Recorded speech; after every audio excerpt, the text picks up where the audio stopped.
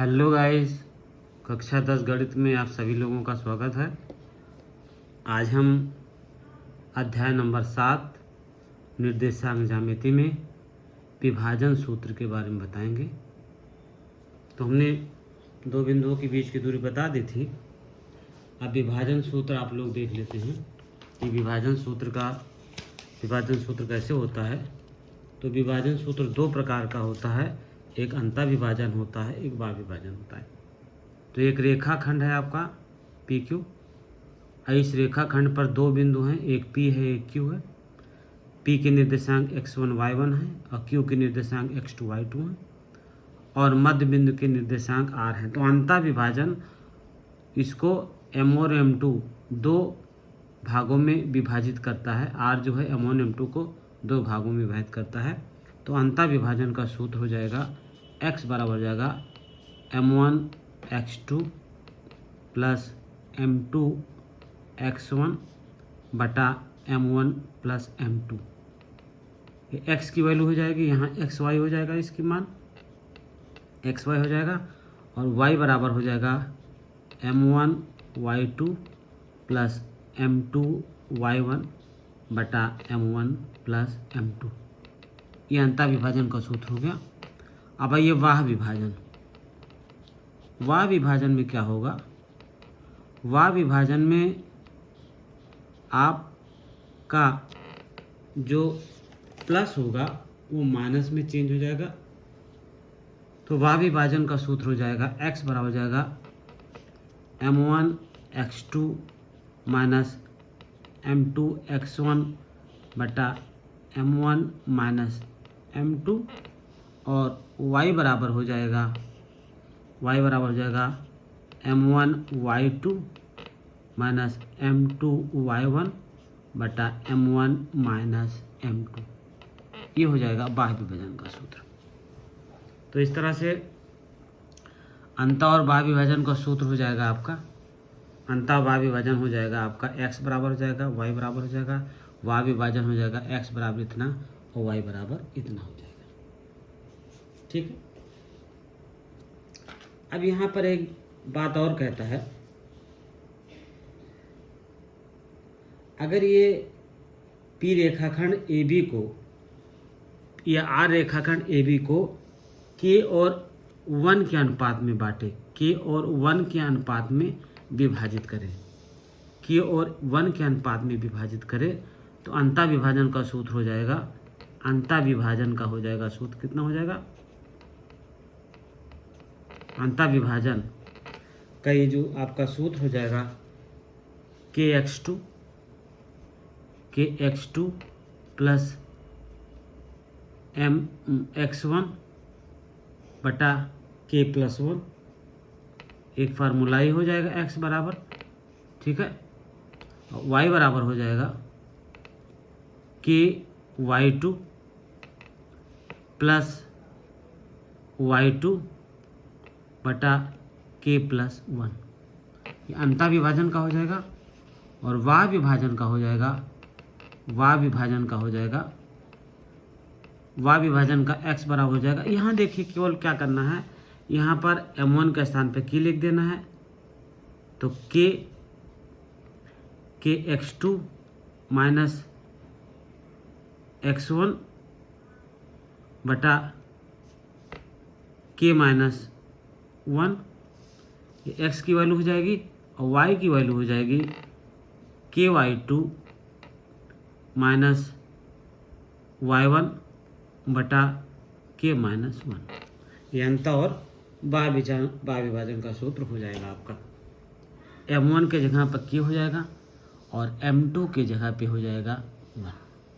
तो इस तरह से अगर ये एक और k और 1 के अनुपात में विभाजित करेगा तो इसका फार्मूला आपका ये हो जाएगा, ठीक है। kx2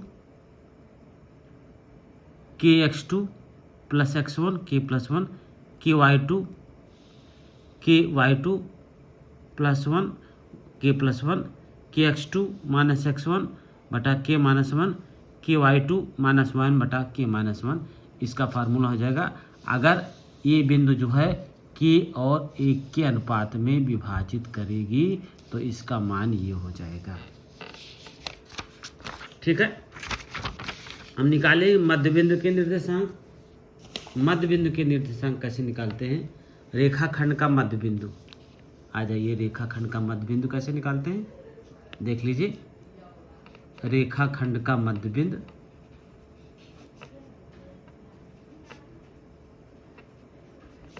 रेखाखंड का मध्य बिंदु कैसे निकालते हैं? यहाँ पर देख लीजिए, हमारा एक रेखाखंड है, ये है रेखाखंड, मान लीजिए P है और ये Q है और इसका मध्य बिंदु R है। इसके निर्देशांक x1 y1 है और इसके निर्देशांक x2 y2 है। तो मध्य बिंदु के निर्देशांक अगर x y आता है तो मध्य बिंदु के निर्देशांक हो जाएगा x बराबर हो जाएगा x1 प्लस x2 बटा 2 और y बराबर हो जाएगा y1 प्लस y2 बटा 2। ठीक है, त्रिभुज के केंद्र का निर्देशांक कितना होगा? त्रिभुज के केंद्र का निर्देशांक, त्रिभुज के केंद्रक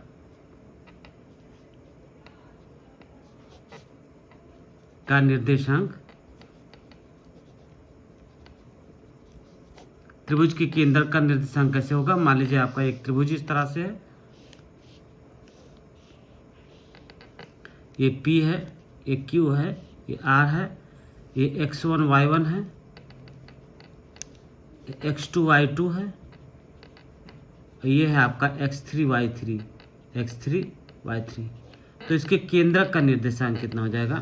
केंद्रक का निर्देशांक हो जाएगा x बराबर x1 plus x2 plus x3 बटा 3, y बराबर हो जाएगा y1 plus y2 plus y3 बटा 3। ये केंद्रक के निर्देशांक हो जाएंगे, त्रिभुज के केंद्रक का निर्देशांक हो जाएगा। अब आइए सवाल इसके देखते हैं। सवाल देखते हैं इसके। प्रश्नावली 7.2, प्रश्नावली 7.2 डाल देते हैं। प्रश्नावली 7.2 का सवाल नंबर फर्स्ट देखिए। सवाल नंबर फर्स्ट क्या कहता है? सवाल नंबर फर्स्ट कहता है कि एक बिंदु के निर्देशांक ज्ञात कीजिए जो बिंदुओं -1 7 और 4 -3 को मिलाने वाली रेखाखंड को 2:3 के अनुपात में विभाजित करती है।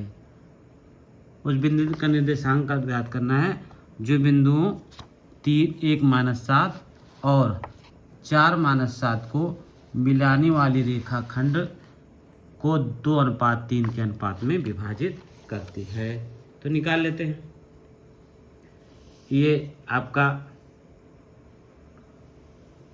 मान लीजिए यहाँ पर दिया हुआ है दो बिंदुओं -1 7, ये -1 मान लीजिए, इसको मान लीजिए 7, -1 और 7, और इसको मान लीजिए 4 -3, 4 और -3। ठीक है, यहाँ पर ये R बिंदु मान लीजिए, ये P बिंदु है और ये Q बिंदु है। इसको R मान लीजिए, ये विभाजित करती है 2:3 के अनुपात में, 2:3 के अनुपात में विभाजित करती है। इसका निर्देशांक है XY। इसका निर्देशांक कितना है? XY।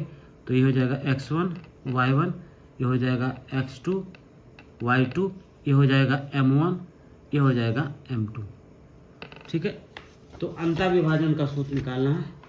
ये याद करना है हमको कि रेखाखंड को 2:3 के अनुपात में विभाजित करती है, तो अंतर विभाजन का सूत्र निकालना है। किसका सूत्र निकालना है? अंतर विभाजन का सूत्र। तो देख लीजिए अंतर विभाजन का सूत्र कितना हो जाएगा?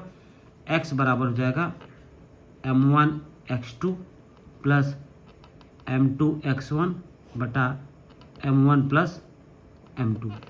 m1 कितना है? 2। x2 कितना है? 4। ठीक है, x2 कितना है? 4 प्लस m2 कितना है? 3। x1 कितना है? -1।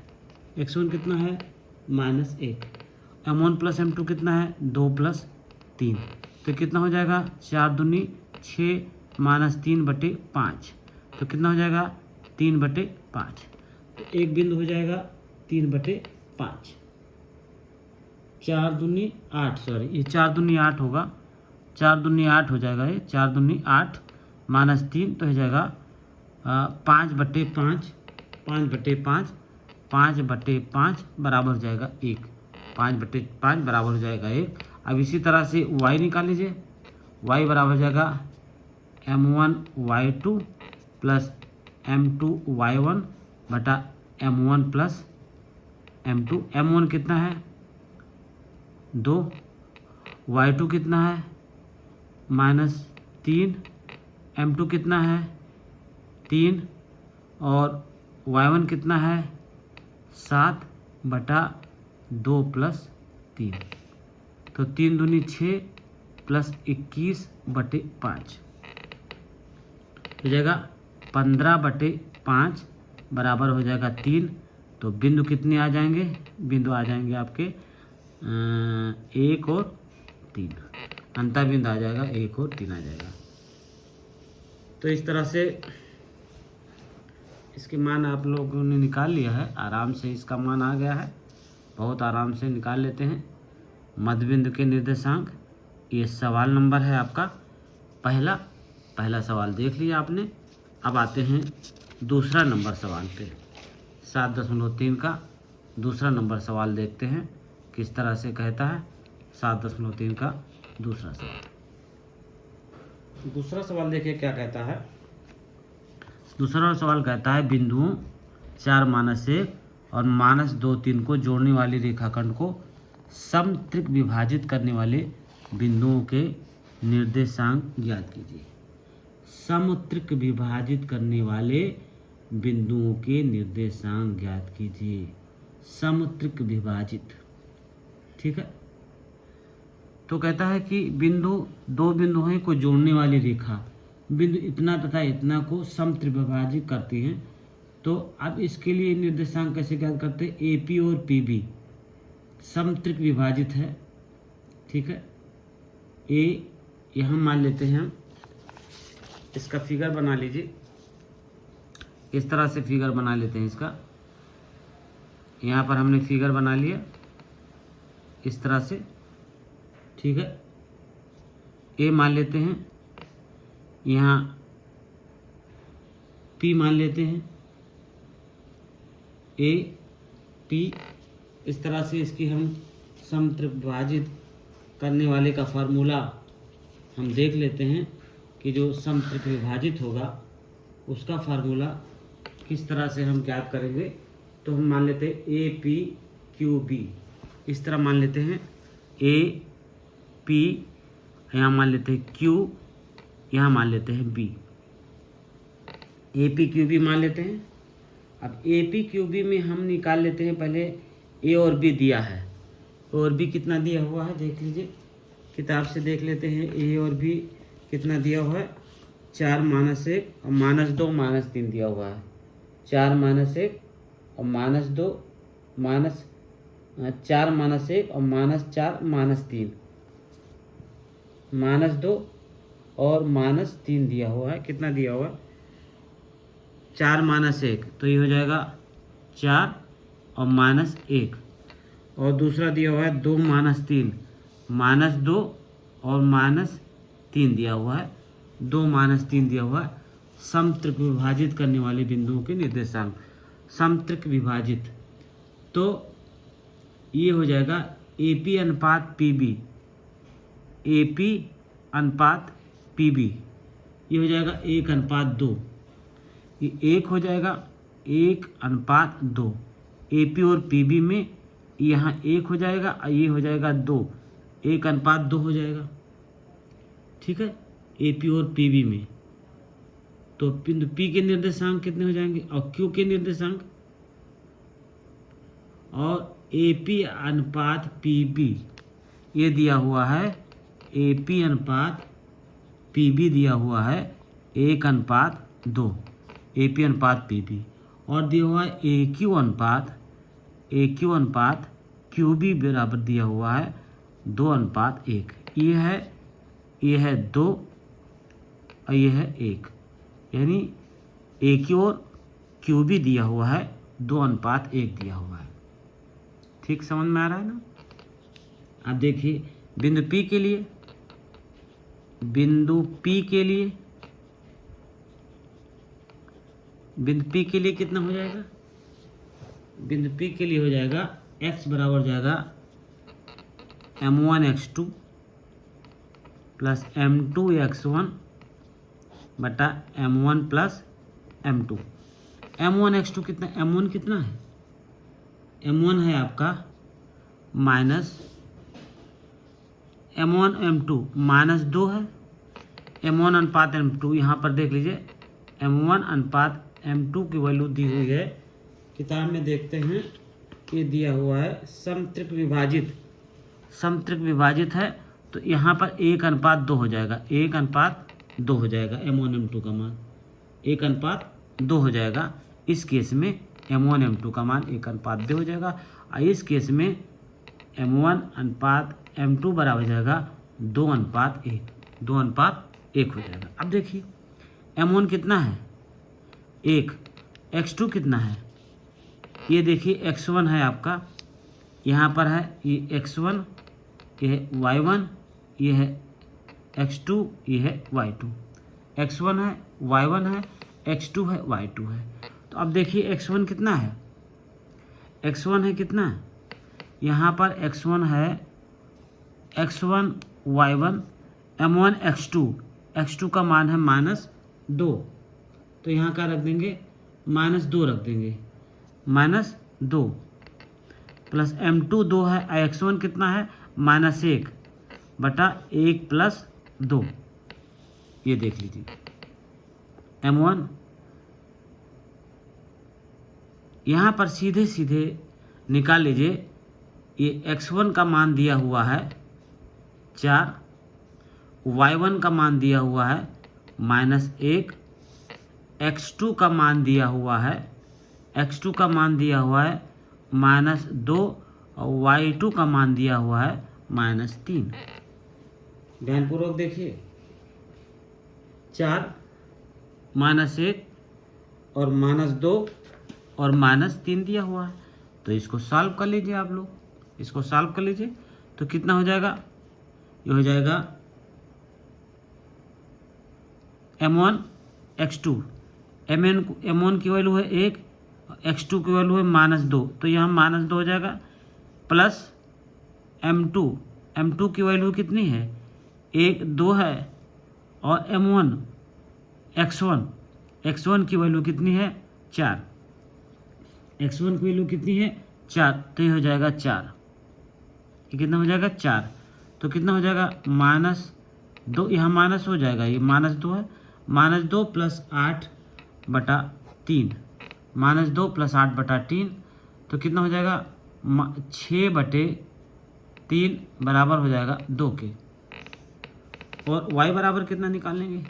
y बराबर भी निकालेंगे कितना, ये भी देख लीजिए। y बराबर कितना निकालेंगे?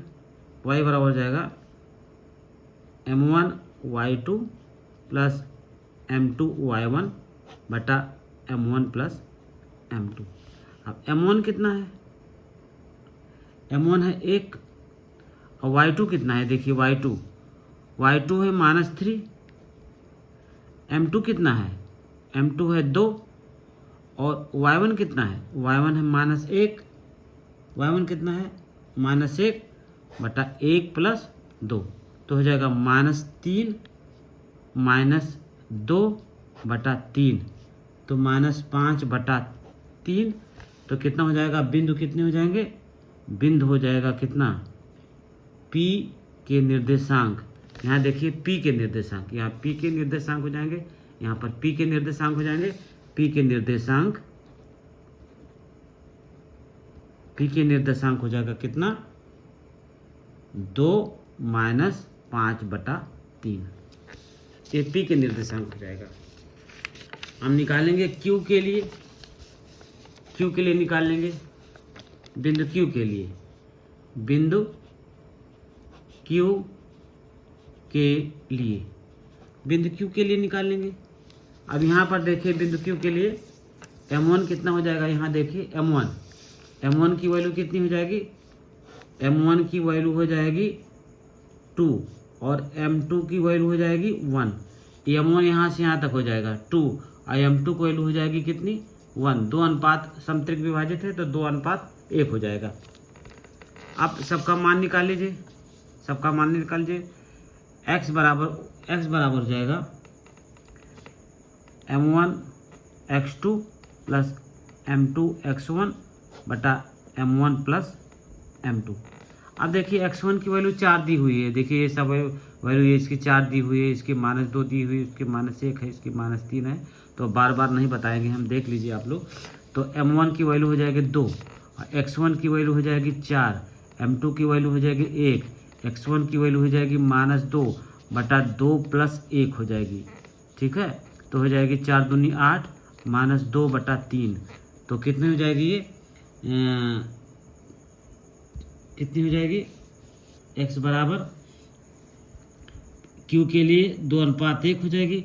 और कितनी हो जाएगी 4 दूनी 8 -2। M1 कितना है, M1 है 2, M1 है 2 गुणे 4। M2 कितना है 1 गुणे x2 का मान कितना है -2, तो कितना हो जाएगा 8 माइनस इसकी वैल्यू कितनी हो जाएगी, सबकी वैल्यू निकाल लेंगे। 2:1 के अनुपात में जब विभाजित करेगा तो इसकी वैल्यू कितनी हो जाएगी -4 + 4 -6 -1। ठीक है, अब निकाल लेंगे कितनी वैल्यू M1 x2 की वैल्यू है -2, M1 x2 की वैल्यू -2, तो यह -2 हो जाएगी। M1 x2 इसको फिर से लिख लेते हैं, ध्यानपूर्वक देख लीजिए इसको। M1 x2 plus M2 x1 बटा M1 प्लस M2।